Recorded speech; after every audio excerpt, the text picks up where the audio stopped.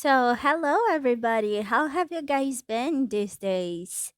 At first, when I created this channel, I just wanted to talk about stuff that I like, internet stuff and all her stuff. But I want to give a small break. I literally just began the channel, but why don't I talk about other things that I like?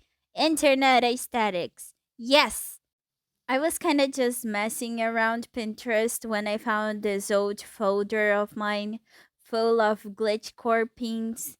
And I thought, you know what? Back in 2020, 2020? No, it is right. Back in 2020, I used to be really obsessed with these internet aesthetic things. Why don't I talk about this? It's nostalgic for me.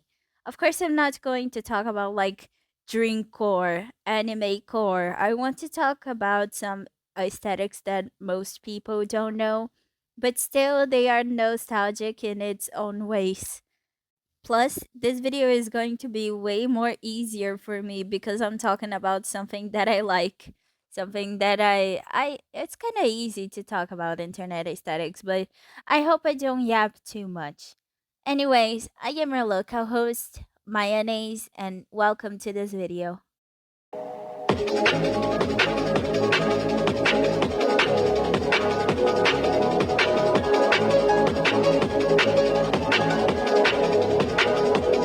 Okay, so before we start this video, I know my two loyal subscribers, I know that I promised that today we were going to have like Ozu gameplay on the background. I know. But my little brother, whom I love so much, se você tá assistindo esse vídeo, eu sei que você tá assistindo esse vídeo, eu te amo, muito obrigada pela gameplay. He recorded, like, he finished Cuphead just I could use this on the background. So I'm going to use his gameplay on the background. So thank you, little brother, that I love so much for this gameplay. I really appreciate your time and effort to record this so I could use in a silly video. Alright, back to the topic, internet aesthetics. Yay!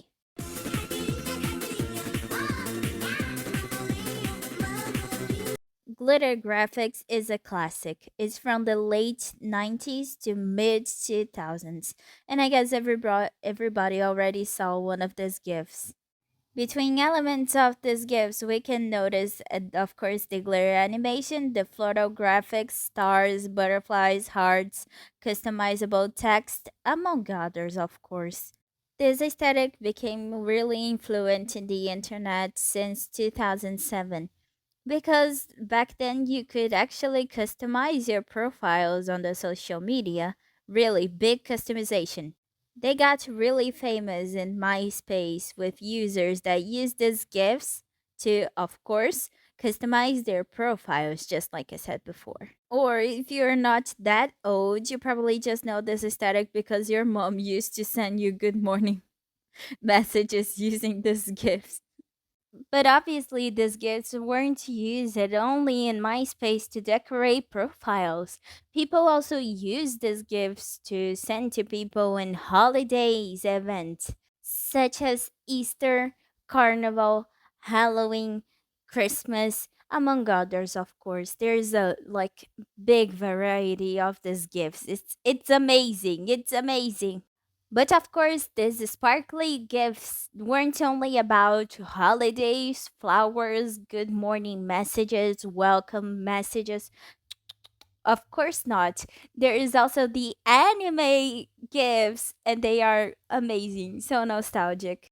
Of course, I didn't had a MySpace account, much less a Tumblr account. I born in 2008, but I remember that back then I used to watch a lot of these nightcore musics, and there was some nightcore musics that there were some of these sparkly gifts, and I used to say, "Bro, that's amazing. That's so sad, so emo." And I think I don't even need to mention about the beatmap dopamine. There's no sparkling gifts on it, but there's remember another aesthetic. Speaking of which,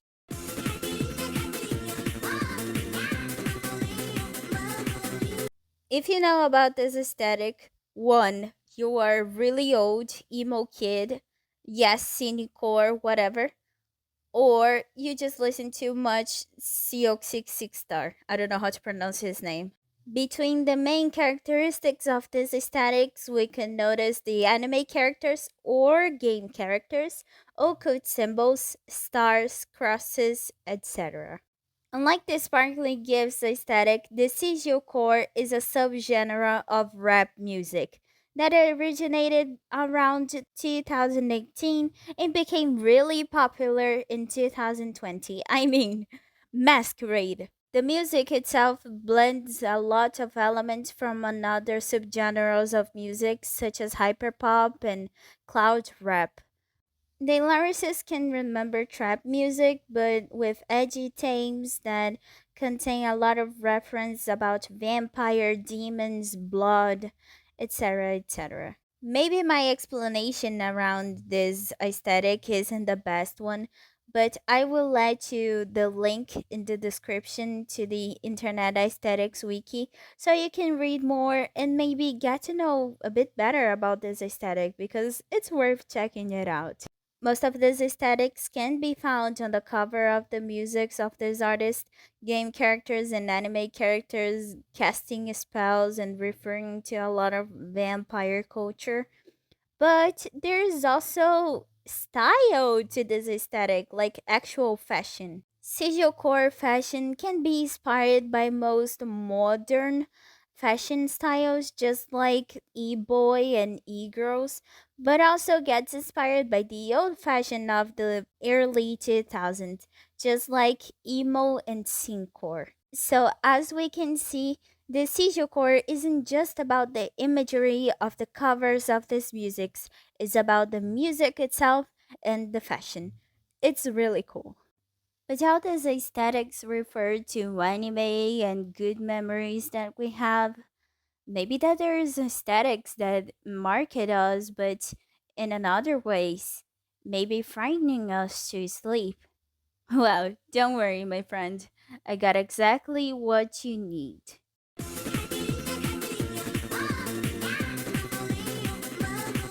So, mayonnaise, you're talking about analog or aesthetic.